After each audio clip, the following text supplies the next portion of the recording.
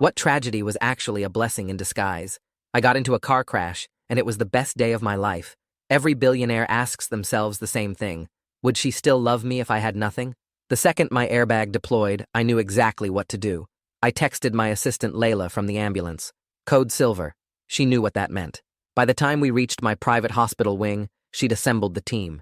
50 paid actor employees were ready to help me pretend I was a vegetable. The head of neurology cost $2 million and sold the diagnosis perfectly. Every nurse signed NDAs worth their mortgages. The doctor announced complete paralysis below the chest, and Elena's tears broke my heart. She was an angel. She'd fluff my pillows, stroke my hair, and whisper loving words. But the second we were alone, her face would go cold. Vegetables shouldn't take this long to die, she'd mutter, then practice her concerned face in the mirror. She called her ex Dean while standing over me. The accident worked perfectly. Prenups void for disability. She'd take crying selfies for Instagram, checking follower counts between fake tears. My nurse was actually my head of security, documenting everything. She performed grief like an actress when my mother visited, then immediately called her lawyer. How much longer until I can pull the plug legally? My mother, who I'd briefed, played the concerned mother-in-law perfectly, while Elena counted days on her calendar, circling dates in red. 3 years of love letters in my desk drawer, and she was already practicing my eulogy. Week 3 brought Rick. My best friend since we were 12, my best man twice, walked into my room, and Elena locked the door. He's completely gone, she said, snapping fingers in my face, shining phone lights in my eyes. Watch this. She slapped me hard across the face. Then again. Rick laughed nervously until she grabbed his hand and put it on her breast. He can't feel anything. We could make love right here. Rick pulled back, but she pushed harder. Come on, it's nothing we haven't done before. Plus, you know I'm into voyeurism. My security team watched through hidden cameras as she pulled Rick onto my bed. Imagine inheriting his empire through our kid, she whispered, while unzipping his pants 2 feet from my paralyzed body. Rick's resistance crumbled when she mentioned the billions. They made love in my bed while I lay there, her wedding ring catching light with each movement. As soon as they left, my lawyers swarmed my room, and I was grateful it was finally over. Sir, Blake said in a low voice, without video proof of attempted murder or conspiracy, she'll walk away with half your fortune in divorce court. We need to keep going until she discusses your death on camera. The irony was palpable. I'd been the one to insist on not getting a prenup. Over the next 4 months, she gave us everything we needed and more. In month 3, she got me declared incompetent, using my own paid experts who played their parts. The judge's ruling was theatrical, everyone knowing their role. My forensic accountant tracked $40 million flowing offshore while she practiced eulogies. He was the love of my life, she'd rehearse, adding tears on cue. Rick visited daily now for their scheduled sessions in my bed. Our kid's inheriting everything, he'd say while she rode him, my eyes fixed on the ceiling. She'd describe my death in detail during intimacy. First the facility, then a little morphine accident. The pregnancy test came back positive on week 16. She waved it in my face. This is your friend's baby, but who's asking for DNA? She'd research untraceable poisons on my laptop while sitting on my legs. Paralyzed vegetables don't need passwords, she'd say, transferring another $1 million. The worst was when she'd bring men home, not just Rick anymore. Dean, her trainer, strangers from bars. She'd F them in our bed while describing my helplessness. He watches everything but can't do shit, she'd tell them, and they'd laugh while using my paralyzed body as a footrest. Month 4 accelerated everything. She booked a date to renew our wedding vows at my Napa estate and invited 500 guests to watch her marry a vegetable. Till death do us part won't take long, she told Rick, while trying on the $100,000 dress in our bedroom. She'd eat elaborate dinners on my chest, deliberately spilling wine on my face. Vegetables don't need dignity, she'd say, taking photos for her private collection. The night before our wedding, she dressed me like a corpse. Even dead, you'll look good in photos, she said, straightening my tie with fingers that had signed my death warrant. She kissed my forehead with arctic lips. The second her car cleared the gates, I sat up. Elena pretended to love a paralyzed man, so I was going to paralyze her entire future. My spine cracked like bubble wrap as I pushed myself upright for the first time in 4 months. Every muscle in my body screamed from the forced stillness, my legs shaking as blood rushed back into places that had been motionless for too long. The bedroom door opened, and Layla walked in carrying 3 laptops, followed by Blake and my head of security, who'd been posing as my nurse. They spread documents across the bed while I stretched my arms, feeling pins and needles shoot through every nerve. Blake pulled up the estate blueprints on his screen and pointed to red dots marking camera positions throughout the Napa property. We spent the next 6 hours going through every angle, every blind spot, making sure the backup cameras covered areas Elena might check. The security chief showed me footage from 12 different feeds, all recording to servers in 3 separate locations. Blake kept rubbing his forehead as we worked, finally pushing his laptop away to look me straight in the eye. He reminded me that without actual attempted murder on tape, I'd committed fraud, conspiracy, and about 15 other crimes that could land me in federal prison. The stakes weren't just money anymore, he said. My freedom was on the line if this went sideways. I nodded and kept reviewing footage while my muscles cramped from sitting upright after so long.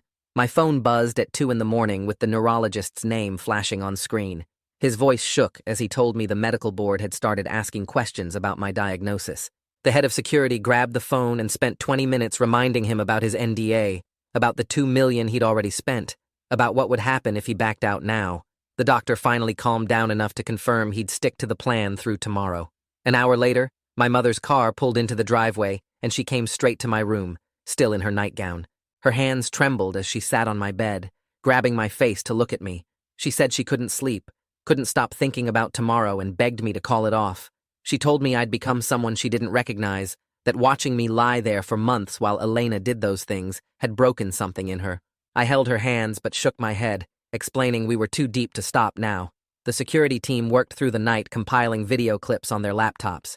They'd edited together Elena's worst statements about killing me, about the morphine, about making it look natural.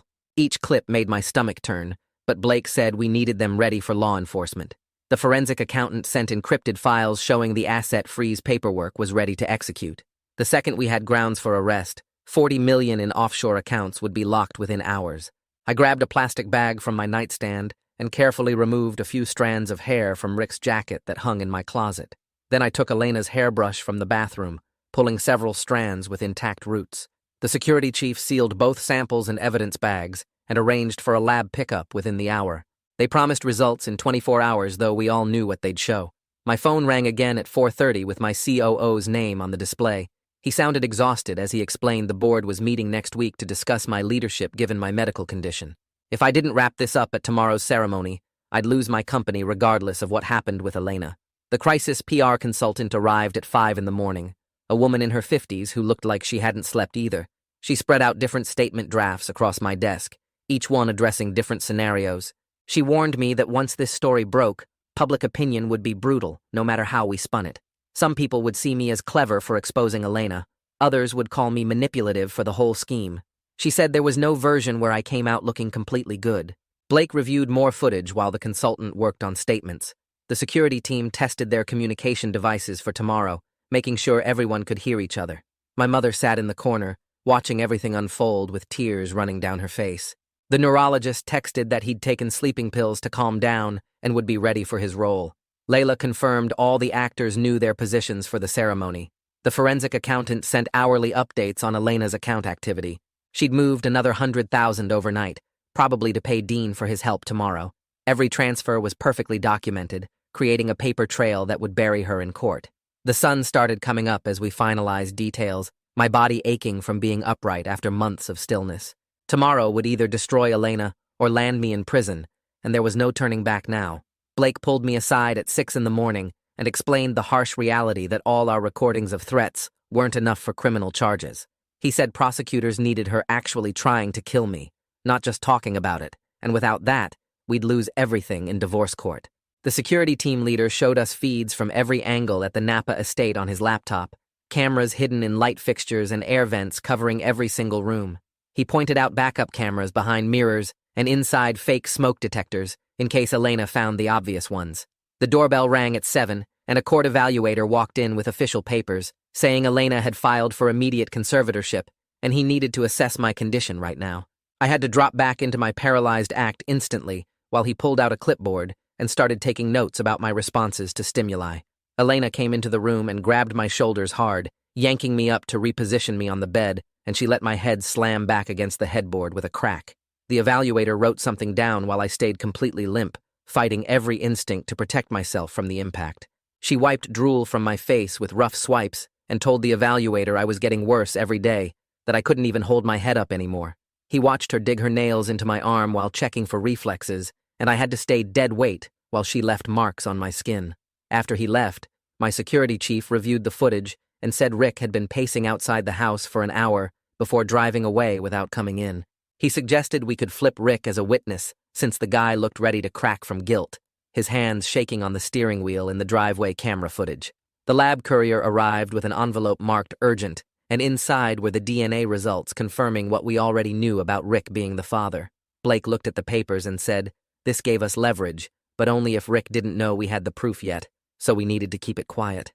I watched through the bedroom camera feed as Dean showed up and sat with Elena in the living room while she thought I was unconscious upstairs. He pulled out his phone and showed her something about morphine doses, saying 10 milligrams would look natural for someone in my condition, but 15 would guarantee results. Elena nodded and asked how long it would take, and he said 20 minutes max if injected properly. All of it captured perfectly on our hidden microphones. My phone buzzed with a call from the neurologist who was panicking because the medical board had contacted him about irregularities in my diagnosis paperwork. He kept saying he couldn't lose his license over this, and I had to promise him we'd protect him if he just held it together for one more day. The security team played me audio of him pacing in his office and talking to himself about prison time for medical fraud, and I realized he might blow everything if we didn't calm him down. My mother arrived to help me get ready, and Elena walked in to adjust my tie, pulling it way too tight while making jokes about how corpses don't need to breathe.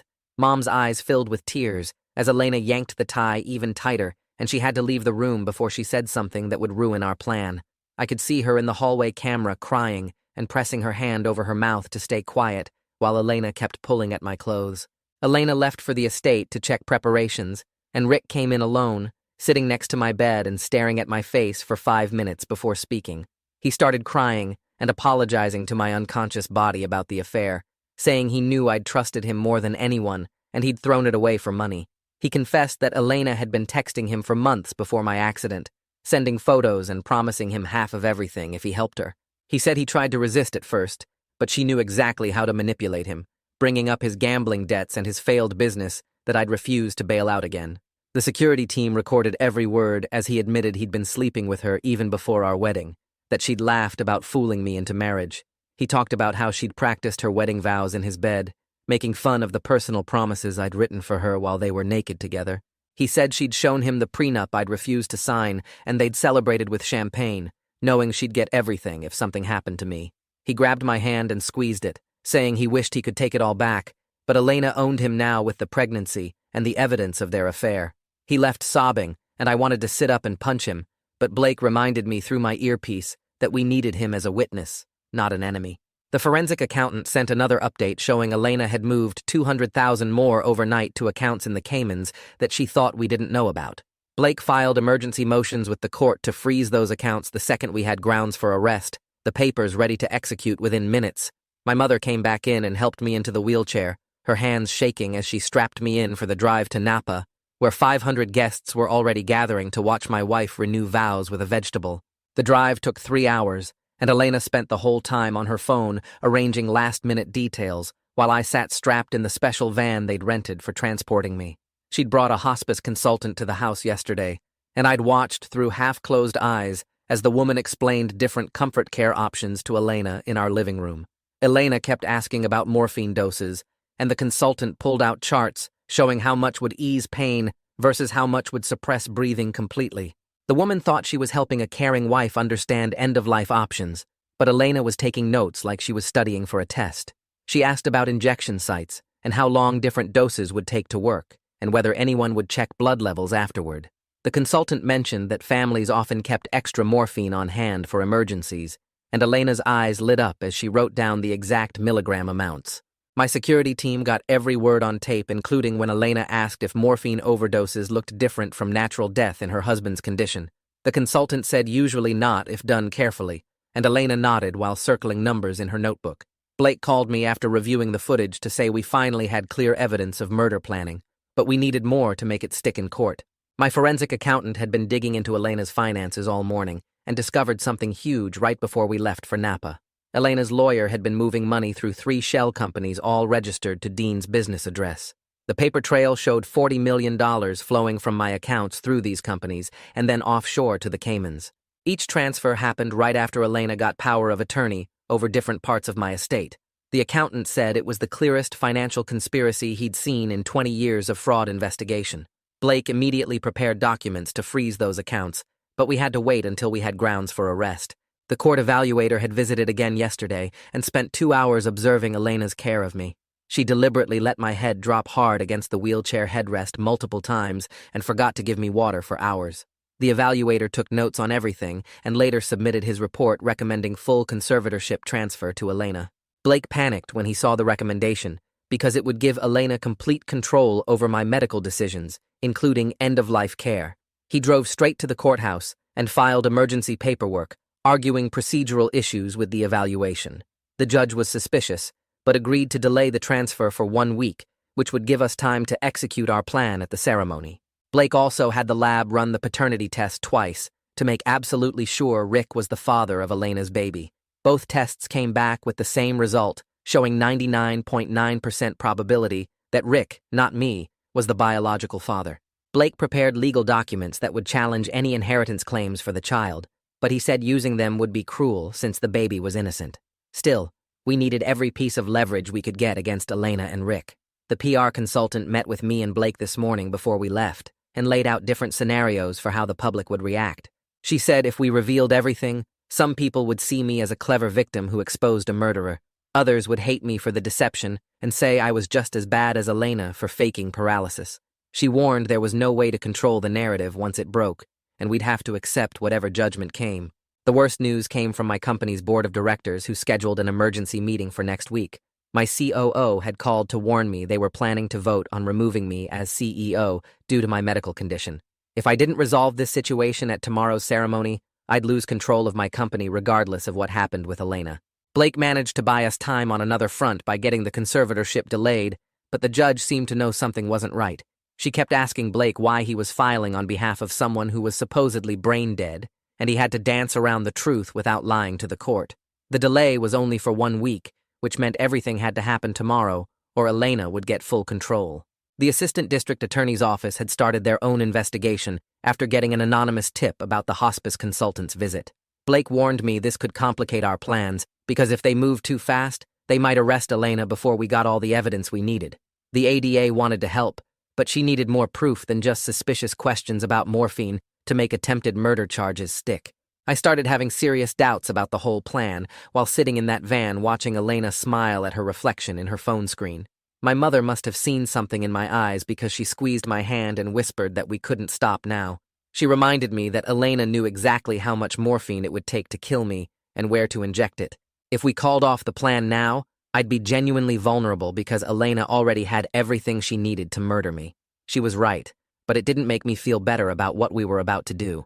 My security chief called Blake during the drive to report that they'd just recorded Elena on the phone with Dean discussing the exact morphine dose that would mimic natural death. Elena told him she planned to do it right after tomorrow's ceremony when all the guests had gone home and the staff was cleaning up. Dean asked if she was sure it would work, and she said the hospice consultant had basically given her a manual for the perfect murder. She mentioned that with me gone and the baby on the way, she and Rick would have everything they'd ever wanted. Dean laughed and said he wanted his cut as promised, and Elena assured him the offshore accounts were ready. The security team had it all on tape, but Blake said we still needed her to actually attempt the injection for attempted murder charges to guarantee a conviction. We pulled up to the Napa estate, and I saw hundreds of cars already filling the massive parking area. Security wheeled me through the main entrance while Elena played the perfect wife for arriving guests. She kissed my forehead for the cameras and adjusted my tie with fake tenderness.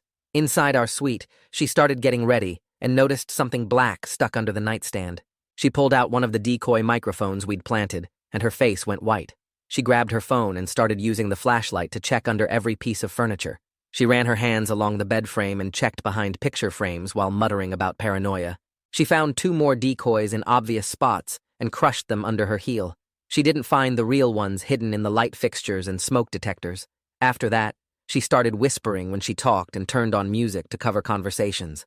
Blake called my phone, which Elena had been monitoring, and left a voicemail about updating my will.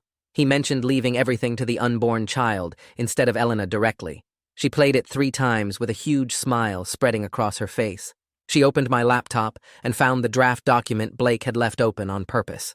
The fake will gave her kid control of everything with Elena as guardian until they turned 18.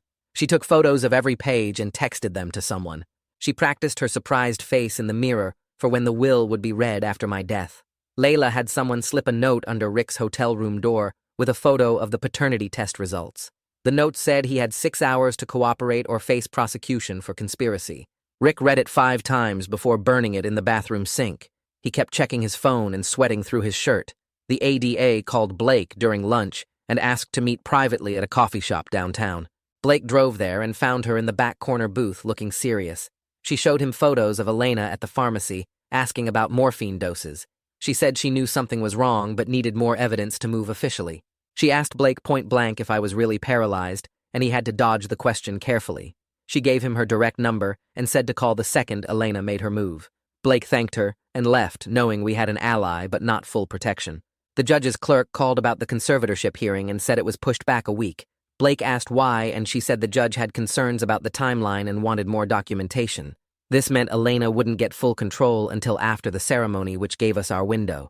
The medical board courier arrived at the estate and served papers to the neurologist who was there as a guest. He went pale reading them and immediately called Blake from the bathroom. He said the board was investigating his diagnosis and threatening his license. Blake told him to stay calm and play his part for one more day. The neurologist said he wanted protection in writing, or he'd tell everyone the truth right now. Blake had to promise him immunity and a legal defense fund to keep him quiet. Elena found Rick at the bar and pulled him into a storage closet to talk privately. She told him her plan for after the reception, when staff would be cleaning up.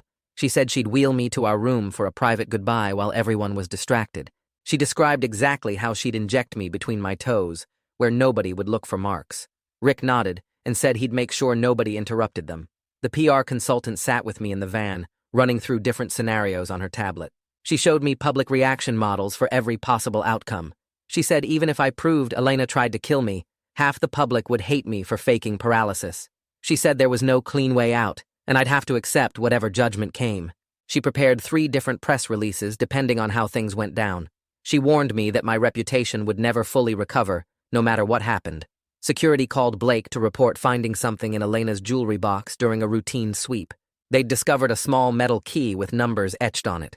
The forensic accountant confirmed it matched one of the offshore accounts Elena had stolen money from. Blake said this was physical evidence that couldn't be explained away digitally. They photographed it and put it back, so Elena wouldn't know we'd found it. Rick met Elena in the garden, where she didn't know we had cameras hidden in the fake rocks. He was wearing the wire, but acted nervous and kept touching his chest where it was taped. Elena told him exactly how much morphine she'd use and where she got it from. She said the hospice consultant basically gave her a recipe for the perfect murder. She mentioned making it look like compassionate end-of-life care that nobody would question. Rick asked if she was sure, and she slapped him hard across the face. She said they were too close to back out now, and he needed to grow a spine. She reminded him about the baby and the billions they'd inherit together. The wire caught every word, including her laughing about how I'd never see it coming. Blake listened to the recording and confirmed we finally had enough for attempted murder charges. Security posted agents at every exit, and the ADA had plainclothes officers mixed in with the catering staff. Everyone was in position for tomorrow's confrontation, but I felt sick thinking about what would happen next. The next morning, the ADA called Blake and said she'd drawn up the arrest warrants, but needed more than just Rick's recording to make charges stick. She wanted to catch Elena actually attempting something, but promised her team would intervene before any real harm happened. Blake put her on speaker while I listened from my wheelchair, and she explained they'd need Elena holding the syringe or actually injecting me for attempted murder to hold up in court. My mother arrived at noon and sat beside my bed while Elena was at the spa getting ready for tomorrow's ceremony. We worked out a simple code where she'd drop her purse if she thought I was in actual danger during the vow renewal. After 4 months of this game, we both knew the line between fake and real vulnerability had gotten dangerously thin. The tech team spent 6 hours doing their final sweep of the Napa estate, installing tiny backup cameras in light fixtures and air vents in case Elena's paranoia made her disable the obvious ones.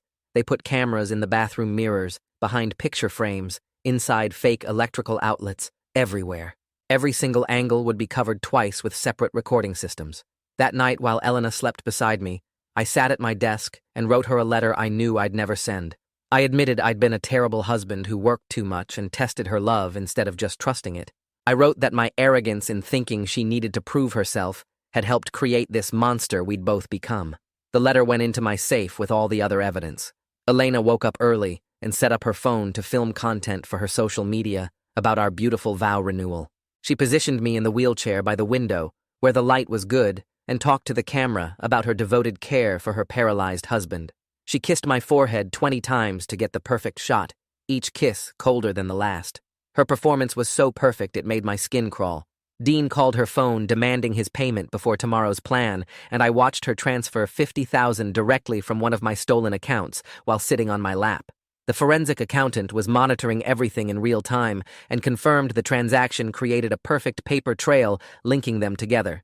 The timestamp showed I couldn't have authorized it since I was supposedly paralyzed. Our forensic team sent Blake confirmation that they'd documented every search Elena made on my laptop about untraceable poisons and morphine dosing. The timestamps proved I couldn't have made those searches myself since they happened while nurses were documented as repositioning me in bed. Every search term, every website visit, every download was logged as clear evidence of premeditation. The court evaluator emailed his final report with photos he'd taken of Elena's rough handling when she thought nobody was watching. He'd captured her deliberately dropping me during transfers, leaving me in soiled clothes and slapping my face to check if I was really unconscious. He didn't know about our scheme, which made him the perfect unbiased witness to document her cruelty.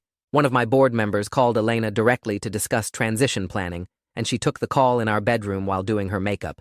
She told him she was prepared to run the company as a grieving widow and had already been studying the quarterly reports. She mentioned keeping the current management team in place to maintain stability during her mourning period. My security team was recording every word from 3 different devices. Blake spent the morning filing asset freeze injunctions with the court, preparing them to execute the instant arrest warrants were served. He'd identified every account Elena had access to, every property in her name, every investment she'd touched. The paperwork would lock down everything within minutes of her arrest, so she couldn't move a single penny. The judge who'd signed off on the freeze orders would be on standby during tomorrow's ceremony. Elena practiced her vows in front of the mirror, promising to love and cherish me in sickness and health, while checking her phone for messages from Dean. She'd written special vows about caring for me until death finally brought me peace, which she rehearsed with tears that appeared and disappeared on command. Rick arrived that afternoon to go over final details, and Elena pulled him into the garage where she didn't know we had cameras hidden in the toolbox. She showed him the syringe she'd already prepared and explained she'd inject me between my toes after the reception when everyone was cleaning up. She said the morphine dose would stop my heart within minutes, but looked like natural death for someone in my condition. Rick's hands shook as he held the syringe, but he nodded and promised to keep everyone away from our room. Blake listened to the recording and confirmed we finally had everything we needed for attempted murder charges. My mother helped Elena pick out jewelry for tomorrow, pretending to be the supportive mother-in-law, while Elena described how beautiful the ceremony would be. Elena showed her the special wheelchair decorations she'd ordered, white roses and silver ribbons to make me look presentable for photos. My mother's hands trembled as she helped arrange the flowers, but Elena was too focused on her performance to notice. Security confirmed plainclothes officers would be mixed in with the catering staff and photographers. Every exit would be covered, and the arrest teams would be in position before the first guest arrived. The Napa estate would be completely surrounded, but nobody would know until the moment we sprung the trap. As Elena injected my IV with what she thought was a sedative to keep me calm for tomorrow, I watched her face in the reflection of the medical equipment. She was already practicing her widow's grief, preparing for her greatest performance yet. The neurologist called Blake at 3 a.m, his voice shaking as he agreed to testify about the fake diagnosis in exchange for keeping his license. Blake recorded the whole conversation while I listened on speaker, the doctor admitting he'd never seen actual nerve damage in any of my tests. The ADA arrived at dawn with a team of officers dressed as caterers and photographers, spreading them throughout the estate grounds. She confirmed the judge was sitting by his phone, ready to sign arrest warrants the second we had what we needed. My security team did final equipment checks on every hidden camera while Elena slept beside me, her hand resting on the syringe she'd hidden under her pillow. The makeup artist arrived at 7 to prepare Elena for her big day, not knowing she was actually an undercover officer wearing a wire. Elena chatted with her about how devoted she was to her paralyzed husband while the officer recorded every word. My mother helped me into the wheelchair, her hands steady even though I could see the fear in her eyes. Elena dressed me in the same tux I'd worn to our real wedding 3 years ago, adjusting my tie while humming our wedding song.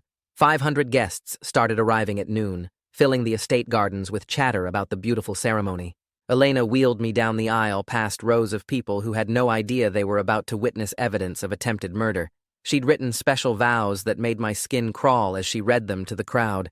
"I promise to care for you until death brings you the peace you deserve," she said, tears streaming down her face for the cameras. "Your suffering will end soon, my love, and I'll honor your memory forever." The guests shifted in their seats, some exchanging uncomfortable glances at her word choice. The minister pronounced us renewed in our vows, and Elena kissed my forehead, whispering that she'd see me after the reception. She wheeled me away from the crowd toward the private suite we'd prepared, telling guests she needed to give me my medication. Rick and Dean stood guard outside the door, not knowing that plainclothes officers were already moving into position behind them. Elena locked the door and pulled the syringe from her purse, filling it from a vial she'd hidden in her dress. She leaned over me with the needle aimed at the space between my toes, where the injection mark wouldn't show. I watched her face change from fake concern to cold determination as she positioned the needle. "Account number 447-891-2263, I whispered clearly. She froze with the needle an inch from my foot, her eyes going wide as she stared at my face. "How could you possibly know that number?" she said, her voice rising. "You're supposed to be brain dead. You can't even move." The door burst open as my security team rushed in, grabbing the syringe from her hand while she screamed. Officers flooded the room, cuffing Elena while she thrashed and cursed, yelling that I'd set her up. Rick and Dean were on the ground outside, officers reading them their rights while guests gathered at the windows trying to see what was happening. The PR consultant moved through the crowd with practiced calm, announcing there'd been a medical emergency and asking everyone to please gather their things. She handed out pre-written statements about a family matter requiring privacy, while security helped escort confused guests to their cars. Elena kept screaming accusations as they dragged her past the windows, her wedding dress tearing on the rose bushes. The ADA took the syringe as evidence and told me they had everything they needed for attempted murder charges. Within an hour, the estate was empty, except for law enforcement and my legal team. Elena was processed at the county jail, charged with attempted murder, conspiracy to commit murder and embezzlement of $40 million. Rick broke down in the interrogation room within 20 minutes, agreeing to testify about everything in exchange for a lighter sentence. Dean demanded a lawyer, but the evidence was overwhelming, especially the recordings of him discussing morphine doses with Elena. The forensic team bagged the syringe, the vial, and Elena's purse, while crime scene photographers documented everything. I had to stay in character until the last officer left, maintaining my paralyzed act even as my muscles screamed from the tension. Blake finally gave me the all-clear to sit up after 6 hours of questioning and evidence collection. The ADA sat across from me in my study, laying out the reality of my situation. "You committed fraud, conspiracy, and false representation," she said, sliding papers across the desk. "We're talking potential prison time unless you cooperate fully with our investigation." She offered me a deal that would keep me out of jail if I testified against Elena and helped untangle the financial crimes. I signed without hesitation, knowing I'd face consequences, but that Elena would face far worse. My phone buzzed with messages from board members who'd already heard about the arrests, demanding explanations. The news would break within hours, and my carefully built reputation would crumble, but at least I'd exposed the truth about Elena. Blake started preparing my defense, while the prosecutor built her case against my wife, ex-best friend, and her accomplice. The hidden camera footage was processed as evidence, hundreds of hours showing Elena's cruelty and planning. My mother finally let herself cry, the months of stress pouring out as she held my hand in the empty estate. The next morning, my phone started buzzing at 5 a.m., with calls from board members demanding answers. I drove to headquarters where 12 executives sat around the conference table looking at me like I was a stranger. They voted unanimously to suspend me as CEO while the investigation played out, and I signed the papers without fighting it. The interim CEO took my office keys while security packed my things into boxes. Blake drafted my public statement that afternoon, and we released it through every major outlet by evening. I admitted the whole fake paralysis scheme, but explained Elena's murder plot and the evidence we'd gathered. Twitter exploded within minutes with people calling me either brilliant or psychotic. News crews camped outside my gates while talk shows debated whether I was victim or villain. The court moved fast on the financial crimes, freezing every offshore account we'd documented within 48 hours. Elena's lawyer tried to argue for access to living expenses, but the judge laughed at the request. Her designer clothes and jewelry got seized for auction while she sat in county jail wearing orange. The forensic accountants found another 10 million we'd missed in cryptocurrency wallets, bringing the total theft to 50 million. Elena's assets vanished overnight into court custody, while she got assigned a public defender fresh out of law school. The prosecutor visited me at home with plea offers for all 3 conspirators. Elena could get 15 years if she admitted guilt and agreed to psychiatric treatment. Rick would serve 2 years in minimum security for cooperating fully. Dean faced 5 years, but his lawyer was pushing for 3. I signed off on the deals, wanting this finished more than wanting maximum punishment. Family court scheduled hearings about Rick's unborn child, and I met with trust lawyers to set up proper support. The kid didn't choose any of this and deserved security despite everything. We established a $1 million education trust that Elena couldn't touch even after prison. The medical board revoked my neurologist's license after a 3-day hearing where he broke down crying. I testified on his behalf, explaining how I'd pressured him into the scheme. They let me avoid prosecution by funding a $10 million medical ethics program and paying another $5 million in fines. My accountant called it expensive accountability, and I wrote the checks without complaining. 2 months passed with the interim CEO running my company while I watched from the sidelines. The stock price actually went up without me, which hurt more than I expected. Board members visited individually to gauge whether I could ever return. Most thought the scandal made me too toxic for the CEO role, but they recognized I'd built the company from nothing. They offered me a consultant position with half my previous salary and no voting power. I accepted immediately, grateful they'd let me stay involved at all. My first day back in the building, employees stared at me in the hallways like I was a ghost. Some nodded respectfully, while others turned away, and I understood both reactions. The therapist's office overlooked Central Park, and I sat in her leather chair every Tuesday at 3 p.m. She helped me process the trauma of those 4 months lying motionless, while Elena planned my death. We talked about my need to test people, and how it almost destroyed everything I'd built. My mother started joining some sessions, and we slowly worked through years of distance I'd created with my money and paranoia. She moved into my guest house, and we had dinner together most nights, learning to be family again without the walls of wealth between us. Elena took the plea deal after her lawyer explained she'd get 30 years if convicted at trial. Rick testified for 3 days straight, describing every detail of their affair and murder planning. Dean cracked on day 1 and gave prosecutors everything they wanted. The judge sentenced them exactly as promised, while I watched from the gallery's back row. Elena didn't look at me once during sentencing, just stared at her hands while the judge read her 15-year sentence. Rick's baby arrived 2 weeks early while he was in county lockup awaiting transfer. The trust kicked in immediately, covering medical bills and setting up college funds. I hired a family lawyer to ensure the child had proper guardians and would never know the full truth until they were old enough to understand. My company's board met quarterly to review my consultant work, slowly warming to my presence again. The scandal faded from headlines as new billionaire divorces took the spotlight. My Napa estate sold to a tech founder who didn't care about its history. I moved to a smaller place in the city where neighbors didn't know my name or net worth. The fake paralysis scheme cost me $50 million in fines and settlements, plus my reputation and CEO position. But lying in that bed for 4 months taught me that money couldn't buy the one thing I'd always wanted, which was knowing whether someone loved me or for my billions. Elena answered that question definitively, and the price was worth the knowledge. I really appreciate you hanging in there with me today. All the questioning, all the wondering. It's been so meaningful to explore these moments with you. Until we meet again, if you made it to the end, drop a comment.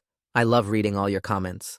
My mother charged rich men $50,000 to hunt me through the woods with weapons. I was 13 the first time she drove me out to the property. She said we were going camping, but I should have known something was wrong when she made me change into torn clothes and took my shoes. You're going to run through those trees until the nice man catches you, she said, pointing at a guy loading a crossbow. If you make it to the road before sundown, we get paid. If you don't run fast enough, we don't get paid. Understand? I thought it was some sick joke until she shoved me toward the tree line and the man started counting down from 10. That first hunt I just ran blind through branches that tore my feet apart while arrows whistled past my head. I hid in a hollow log for 3 hours listening to him stomp around calling me Little Rabbit until the timer went off. Mom collected her cash and told me I did good, but next time I needed to make it more exciting, give them a real chase, make them feel like they earned it. On the drive home, she stopped at McDonald's like we'd just come from soccer practice instead of me almost getting murdered for sport. The hunts became monthly events, different men with different weapons and different rules. Some got rifles, some got bows, some just got knives in their bare hands. Mom would prep me like a trainer, teaching me to zigzag and double back, to use mud for camouflage, to control my breathing so I wouldn't gasp and give myself away. She bought books on military military evasion tactics and made me memorize them. "You're worth nothing to me dead," she'd say while drawing escape routes on maps, "so don't screw up and die." I tried running away after the fourth hunt, but she'd thought of that. She showed me photos she'd taken of me changing clothes, cropped to look inappropriate. I tell police you're a runaway who's been selling yourself, and guess where you end up? Right back here, but with no more hunts, just straight to the highest bidder. I tried telling a teacher once, but Mom had already told everyone I was a pathological liar with violent fantasies. She'd even gotten me a therapist who documented my delusions about being hunted. No one believed the real story when the cover story was so well crafted. By hunt number 8, I'd gotten good at surviving. I knew which trees were easiest to climb, where the ground was soft enough to not leave tracks, how to use creek water to mask my scent. I'd broken a man's ankle by leading him into a bear trap I'd found and reset. Another one I'd gotten to shoot himself in the foot by circling back on my own trail. Mom started charging extra for the experienced prey and marketing me as a real challenge. She bought night vision cameras so they could do overnight hunts. Hunt number 10 nearly killed me. The client was trained military and caught me in the first hour. The only reason I survived was because I played dead after he choked me unconscious. Hunt 11 was an old banker with a heart condition. It should have been easy, but he'd brought his own rules. He didn't want to catch me. He wanted to wound me and watch me try to crawl to safety. I still have the scar where his arrow went through my calf. After that hunt, I told Mom I was done and she could end me herself if she wanted. She laughed and showed me the booking she'd already taken. Next month is special, baby. A group hunt, 5 men, various weapons, last girl standing. She'd found another girl to hunt alongside me. Either you both make it out or neither of you does. They're paying for blood this time. She showed me the other girl's photo. She looked maybe 11, definitely trafficked. Mom had partnered with worse people and business was expanding. I started planning immediately. During supply runs, I stole things. Rope, fishing line, box cutter blades. I studied the property for new hiding spots and tested which plants made the best poison when crushed and rubbed on sharp edges. I wasn't going to just run anymore. The morning of Hunt 13, Mom drove me out early to walk the course. Instead, I set traps. I strung fishing line at neck height between trees and sharpened branches into punji sticks. Mom was too busy counting money on her phone to notice what I was really doing. The other girl arrived at sunset, shaking and crying while her handler negotiated with Mom. I tried to catch her eye, but she was too terrified to look at anyone. Mom made us both strip and change into matching white dresses for visibility, then lined us up for the hunter's inspection. 5 men with 5 different weapons, passing a bottle of whiskey and making bets on who'd bag which girl first. The one with the compound bow kept licking his lips while staring at the younger girl. I memorized each face and weapon. As Mom reached the final numbers of her countdown, I grabbed the other girl's hand and whispered, "Follow me if you want to live." Then the horn sounded and we ran into the darkness. Behind us came the sound of weapons loading and men whooping like they were on safari. Ahead was 3 square miles of woods I knew better than anyone. For the first time in 13 hunts, I wasn't the prey anymore. I was the fucking welcoming committee. The horn blast was still echoing when I squeezed Arabella's hand 3 times. She jerked like I'd shocked her but followed when I pulled left toward the creek. Her palm was so sweaty it kept slipping from mine. Behind us, boots crashed through leaves and someone chambered around. I yanked her behind a thick oak and we pressed against the bark. My heart was going so fast I thought they'd hear it. 20 yards ahead was my first trap and we had to reach it before they spread out. I counted to 3 in my head, then pulled Arabella into a sprint. She stumbled on a root, but I hauled her up without stopping. The fishing line I'd strung between 2 trees was invisible in the dark. I dropped to my knees and pulled Arabella down hard, just as footsteps pounded behind us. The hunter hit the line at full speed and it caught him right across the throat. He went down gagging and cursing while his rifle clattered away into the leaves. We scrambled on hands and knees toward the creek bank while he rolled around behind us choking. The mud at the creek edge was cold and thick. I scooped it with both hands and started smearing it all over Arabella's white dress. She was shaking so bad her teeth were clicking together. The mud covered the bright fabric and I rubbed more on her arms and face. Her palms were already bleeding from when I'd pulled her down. I ripped strips from my dress hem and wrapped them quick as I could. 3 rules, I whispered right in her ear. Stay low, breathe through your nose, follow exactly where I step. She nodded, but I could tell she was too scared to really understand. Through the trees came a voice I recognized from watching the hunters earlier. Trevor was calling out grid coordinates to the others, calm and professional like this was a normal job. He had the compound bow and actually knew how to hunt, not like these drunk idiots who just wanted to shoot at kids. His voice was getting closer from the east. We crawled along the creek bank, staying low in the mud. My hands found the metal post of the first camera and I stood up just enough to reach it. The mount was already loose from my morning prep work. I tilted the whole thing toward the sky, then smeared mud thick across the lens. This would give us a blind spot toward the hollow log where I'd hidden supplies. We'd have to circle back for it, but at least the cameras couldn't track us there. Arabella grabbed my arm and pointed behind us. Flashlight beams were sweeping through the trees maybe 50 yards back. We had to move faster. I pulled her into the shallow part of the creek and we waded upstream. The water was so cold it felt like knives in my feet. After about 100 yards, I found the fallen oak with the X I'd scratched into the bark. The hollow stump was right behind it, covered in dead leaves. Inside was everything I'd stolen over the past weeks. 3 box cutter blades taped to wooden handles, rope, gauze from Mom's first aid kit, and matches wrapped in plastic. I pressed one of the makeshift knives into Arabella's hand. Hold it like this, I showed her, keeping the blade pointed out and down. Only if someone grabs you. She was crying now, but trying to stay quiet about it. Snot was running down her face, mixing with the mud. A scream ripped through the woods from the south, not a battle cry, but real pain. Someone had found my punji pit. The sharpened branches weren't deep enough to kill, but they'd go right through a boot into the foot and calf. The screaming kept going, and I heard other voices rushing toward it. "What the fuck?" someone yelled. "The little bitch set traps." Now they knew I wasn't just running. Mom's voice carried through the trees, that same business tone she used for everything. She was on her phone talking about timing and bonuses if they finished finished within the hour. Yes, both packages are in play, she said. Premium rates apply for completion before midnight. My stomach burned with rage so hot I almost threw up. She was negotiating our deaths like a pizza delivery. I wanted to scream at her, but Arabella needed me to stay smart. The creek curved ahead and I remembered every rock from my practice runs. Step exactly where I step, I told Arabella. The first rock was stable, but the second would shift if you hit it wrong. Third rock, skip the fourth, land on the fifth with your left foot. Arabella followed perfectly even though she was shaking. The water covered the sound of our breathing and washed away our scent. Upstream about 200 yards was the maintenance shed. We could make it if we stayed in the water. Behind us came more shouting and I heard Trevor's voice cutting through it all. Shut up and listen, he said. They're smart enough to use the water. How did the mom even find people who would pay to hunt kids? The way she trained her own child like some kind of survival expert while selling these hunts is so twisted. I wonder if she learned these tactics somewhere or just figured them out herself to make more money. You two follow the north bank, we'll take south. His voice was so calm it scared me more than the screaming. At the fork where the creek split, I stopped. The left path was faster and I knew every hiding spot. The right path was longer but had more cover. Arabella's hand in mine was so small and cold. She was trusting me completely even though she didn't know me at all. The choice was easy. We stayed together no matter what because I wasn't letting go of her hand. We took the right fork, moving slow and careful through the freezing water. The cold made Arabella stumble on a sharp rock and slice her knee open pretty bad. Blood mixed with creek water as I pulled her behind a big boulder where the bank curved. I grabbed the gauze from my pocket and wrapped it tight around the cut while teaching her our signals real quick. 1 squeeze meant stop, 2 meant danger, 3 meant run like hell. She squeezed back twice to show she got it. The wound wasn't deep, but it was bleeding enough to leave a trail if we weren't careful. I cupped my hands and made that same whistling sound Mom taught me for making hunts more exciting. The sound echoed off the rocks and trees to the west of where we actually were. 2 of the hunters started yelling at each other about which direction it came from. Their voices bounced around, making it hard to tell exactly where they were, but I knew they'd waste time checking the wrong area. We kept moving upstream until something caught my eye stuck in a tree trunk at head height. An arrow, still vibrating slightly from impact. Trevor's work for sure. Barely missed us by inches when we'd passed earlier. I worked it free, careful not to snap the shaft, because an arrow is a weapon, and weapons make things more fair. The carbon fiber arrow was expensive, balanced, with a razor-sharp broadhead tip. Now it was mine. Through the trees, I could hear that low hum from the generator I'd memorized during our morning walk. It powered all the cameras and lights Mom had installed over the years. The sound helped me figure out exactly where we were in the dark and which way to go to reach the power hub. If I could cut the main cable, we'd have way more blind spots to move through without being tracked. We climbed out of the creek and I led Arabella through thick brush toward the electrical box. My hands were numb from cold, but I managed to get the box cutter blade out and started sawing at the thick cable feeding the eastern camera bank. The rubber coating was tough and my frozen fingers kept slipping, but finally the blade bit through copper. Sparks flew and 5 camera lights blinked out at once, creating the dark corridor we needed to reach the northern fence. The hunters were shouting to each other now without even trying to be quiet. They hadn't expected any resistance and their communication was getting sloppy from frustration and maybe too much whiskey. I counted 4 distinct voices, which meant one was staying quiet or circling wide to cut us off. That worried me more than the loud ones. Behind a fallen oak tree, I spotted one of the trail cameras Mom had mounted low to catch footage of us crawling or hiding. The SD card was still inside, and I pocketed it quick along with 2 others I found nearby. Evidence for later if we survived this. Arabella tugged my sleeve and whispered her first words to me since we started running. My sister, she said so quiet I almost missed it. He'll hurt my little sister if I don't make him money. The weight of protecting more than just us hit me like ice water in my chest. Her handler had leverage just like Mom did with me. We weren't just running for our lives, but for kids we'd never even met. I squeezed her hand 3 times, but this time it meant something different. It meant I understood. The tall pine tree I'd taught myself to climb during hunt number 6 was just ahead. Its branches started low and grew close together, perfect for going up fast even in the dark.